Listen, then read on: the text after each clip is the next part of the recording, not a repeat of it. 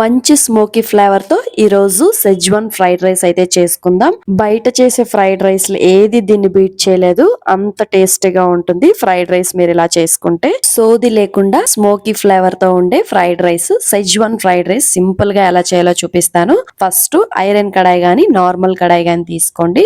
కడాయి బాగా హీట్ అవనివ్వండి. ఆ తర్వాత ఆయిల్ వేసుకుని ఆ తర్వాత మష్రూమ్స్ వేసుకోండి.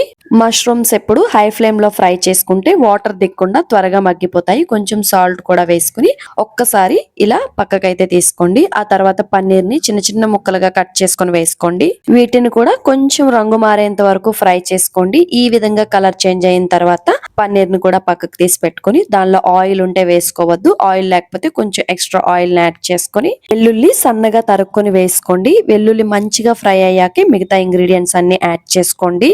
దానిలో కొంచెం పచ్చిమిర్చి, ఆనియన్స్, అలాగే క్యారెట్, క్యాబేజీ కూడా యాడ్ చేసుకోండి. క్యాబేజీ మీకు ఇష్టం ఉంటే యాడ్ చేసుకోండి, లేదంటే లేదు.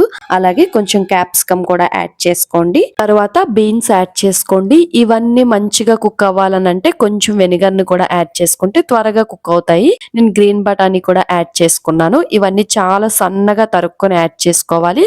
అలాగే మగ్గటానికి కొంచెం సాల్ట్ కూడా యాడ్ చేసుకోండి. మీ దగ్గర వెనిగర్ ఉంటే యాడ్ చేసుకోండి, లేదు అంటే సాల్ట్ వేసుకుంటే త్వరగా మగ్గిపోతాయి. ఆ తర్వాత పొడి పొడిగా వండుకునే బాస్మతి రైస్ వేసుకోండి. సాల్ట్ వేసి ఉడికించుకోండి బాస్మతి రైస్ ని. ఆ తర్వాత పెప్పర్, అలాగే ఫ్రైడ్ రైస్ మసాలా, కారం, అలాగే మనం ఫ్రై చేసుకున్న పన్నీర్, అలాగే మష్రూమ్ ని యాడ్ చేసుకొని సోయా సాస్ యాడ్ చేసుకొని కొంచెం రెడ్ చిల్లీ సాస్, అలాగే సెజ్వాన్ సాస్ కూడా ఇందులో యాడ్ చేసుకోండి. అసలైన ఇంగ్రీడియంట్ ఇదే. సెజ్వాన్ సాస్ యాడ్ చేసుకున్నాక ఇప్పుడు మంటను హై ఫ్లేమ్ లో పెట్టండి.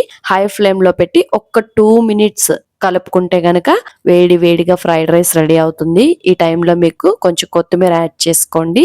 ఇవన్నీ మంచిగా బాడీకి పట్టాలనంటే చల్లారిన తర్వాత లెమన్ పిండుకొని తినండి, చాలా బాగుంటుంది.